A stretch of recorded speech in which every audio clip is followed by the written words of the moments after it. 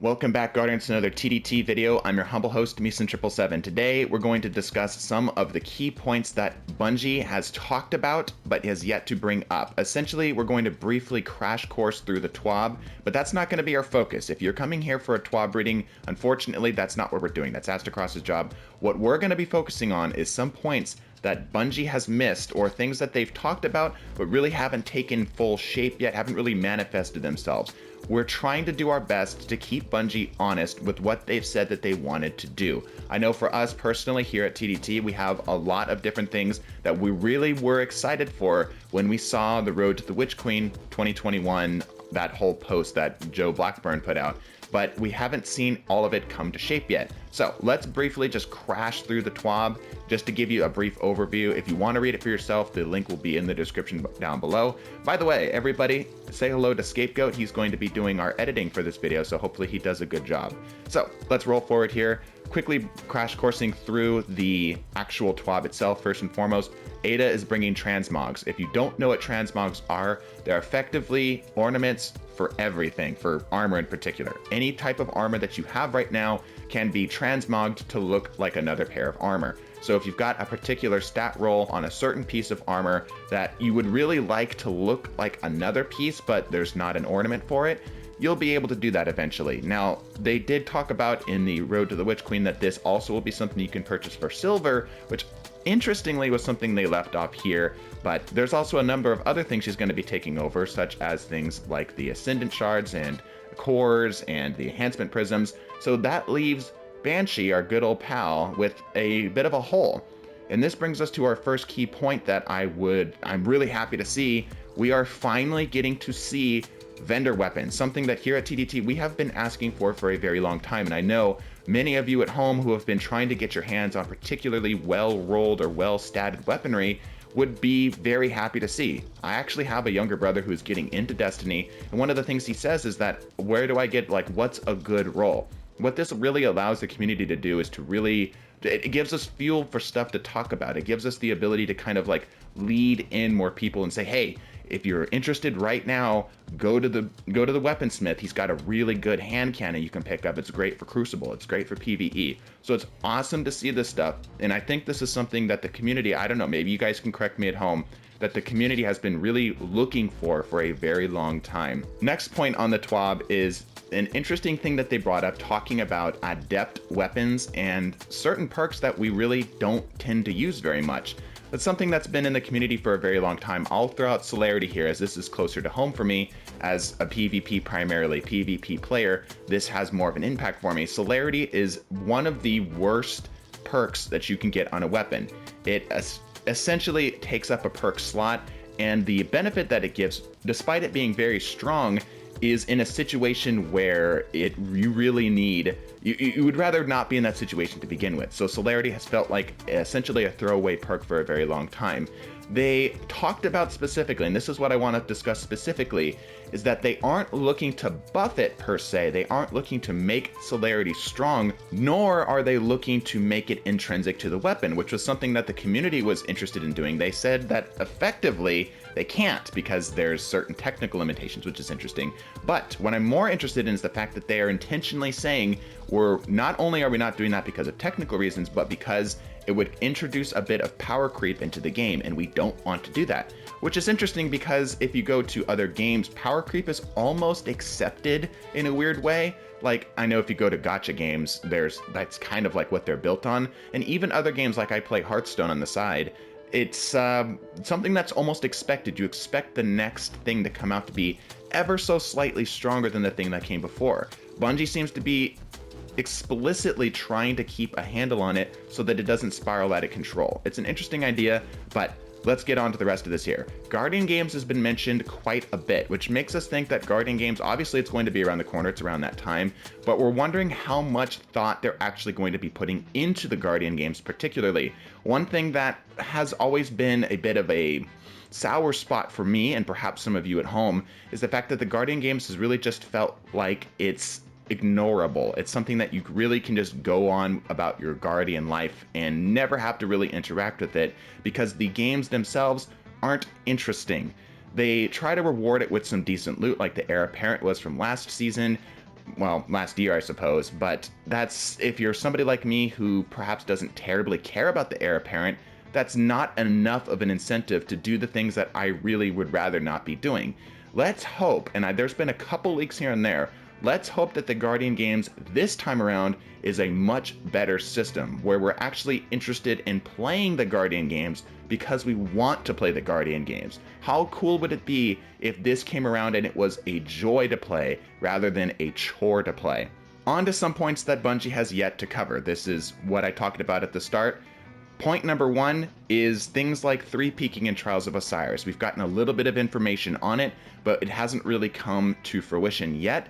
I don't know how much technical skill it would take in order to fix this, but it is something that is still very frustrating to play with.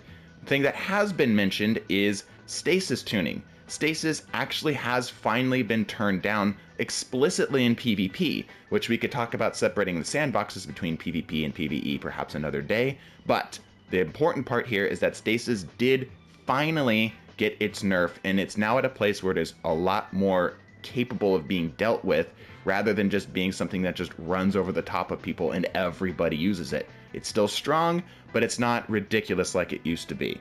Another thing that has yet to come to fruition, but we do have a little bit more information on this, is crossplay. We know that crossplay is coming in Season 15. We've gotten a little bits of information about it here and there, but it is something to make sure that we keep on that list. How much would it suck if we eventually reached Season 15 and Bungie says, actually we encountered some issues, or due to an issue we've disabled crossplay for the foreseeable future, pulling Trials of Osiris on us. That wouldn't be fun. So we want to make sure that we hold Bungie accountable for the things that they are saying, the dates that they're trying to set. Well, obviously we want to be respectable. We don't want to back them into a corner, but we want to make sure that we, put pressure on them to make sure that they perform, right?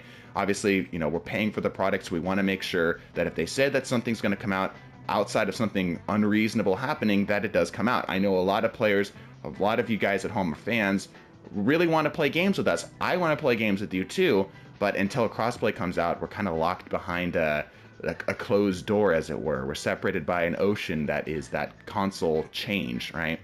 Anyway, another thing that has happened for Bungie, things that have been taken into effect into the game, is sunsetting has been removed. That's honestly been a big, huge part in the community. It feels so good not to have to worry about it anymore. It's one of those things where we wish that some of the damage that was done could be undone. Maybe they could have done that, but it's understandable that we're at least at a place now where it's not going to be something we have to worry about going forward. We'll have to see how things end up shaking up for the community as a whole as things start to, move its way further into this post-apocalyptic sunsetting scenario. But it is something to give them marks for. It is something to give them a thumbs up for.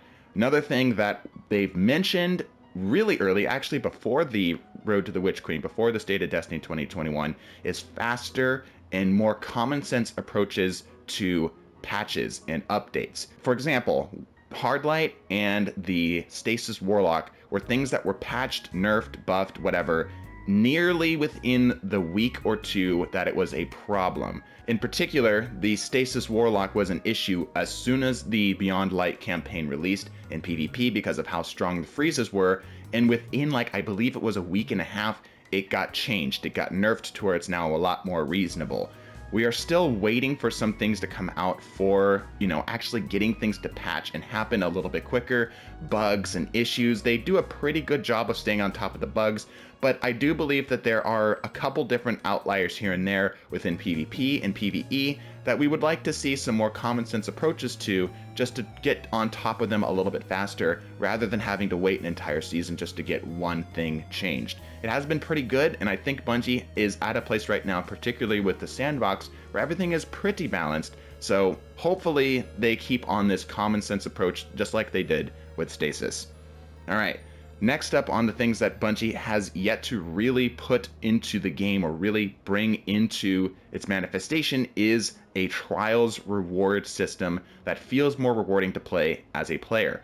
I don't know if you guys have been around for the last 2 weeks, but 2 weapons that are very, very powerful have been the third, and I believe for this last week it was both the third and flawless reward. So a lot of players have been very interested in actually jumping into the Trials of Osiris.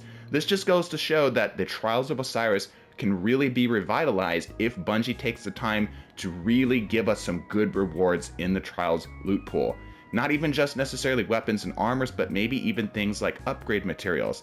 We'll have to see if Bungie eventually comes around and thinks to themselves, hey, people will actually play this activity, which is better for everybody. It is far better for me as a higher skilled player to come against players who are slightly lower skilled, just because it feels good to stomp through those teams and then get to those teams that are a little bit more difficult, rather than having to sweat from point card 1 from the very first win up until the 7th win, and maybe having to reset a few times along the way. And for those players who are lesser skilled, they get to match with players who are equally skilled to them for the lower half of the card, and then if they can kind of push themselves and discover where their true talents are as they push into the upper side of the card. Maybe getting a flawless that week because there are so many players actually playing the game.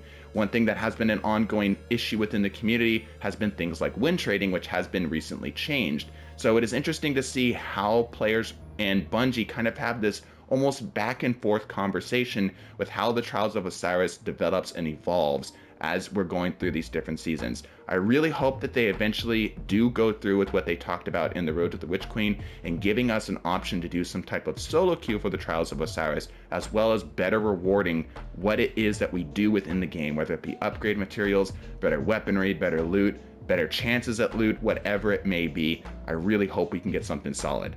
Second to last point on things that we are still missing within the game, and it's something that I hold near and dear to my heart. If you guys have seen the rest of the channel, you know that we do this kind of stuff just for fun on the sides, is things like subclass tuning for the light-based subclasses. The light-based subclasses as a whole have only received nerfs as of late, primarily being Middle Tree Chaos Reach. The Kamehameha has been the only thing that's gotten any tuning, and it was a nerf, which doesn't feel good because the light-based subclasses, in comparison to how Stasis used to be, was far being outshined. I would love to see an interesting and well thought out approach to changing these subclasses or buffing these subclasses to make them feel like they have a better place within the game again. Because right now, at least, it feels like with you using a light-based subclass, it just feels kind of samey. We've had them for a while, and a lot of stuff that we've been using for a while has been kind of underperforming in terms of both the way that you play it, as in like it's just not fun to play, as well as its general power level. I know there's some crazy people out there, I have a few friends of them, but Bottom Tree Dawnblade has been a kind of a joke for a very long time, and it needs some love, and it's been needing that love for a very long time. How long will it take Bungie to eventually get to a point where they buff it? Not sure. Maybe they just change it. Not sure. But it's something that has definitely been on our minds, specifically as PvP players, and I'm sure for you PvE players at home, you would like to see some more stuff be viable in in-game activities, or even just when you're messing around, have it feel more fun to play. It's something that they lightly mentioned in that State of Destiny post, but we haven't seen any information on. Hopefully we see it soon. Let's make sure we keep Bungie accountable. Lastly, it's a bit more of a doing this for posterity's sake, but it's something worth mentioning, is things like the raid. Vault of Glass is coming back. We're hoping that it's going to be good. They've talked about it's going to be changed, but it's something we haven't quite seen yet. I know I'm being a bit picky here, but it is something that we want to make sure that we point out, just make sure that we check it off the list. And we're not even going over necessarily everything on this list. I'm sure you guys at home have a few ideas for things that you would like to have seen, things that Bungie has talked about that have yet to make itself into the game. So let us know what it is that you are really hoping to see.